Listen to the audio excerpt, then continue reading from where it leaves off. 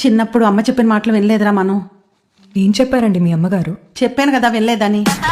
నేను ఈ రోజు ఇంత పెద్ద డైరెక్టర్ అవ్వడానికి కారణం ఈ స్కూల్లో చదువుకోవడమే. ఈ స్కూల్లో చదువుకున్నాను కాబట్టి నాకు చదువు అంటే విరక్తి పుట్టింది.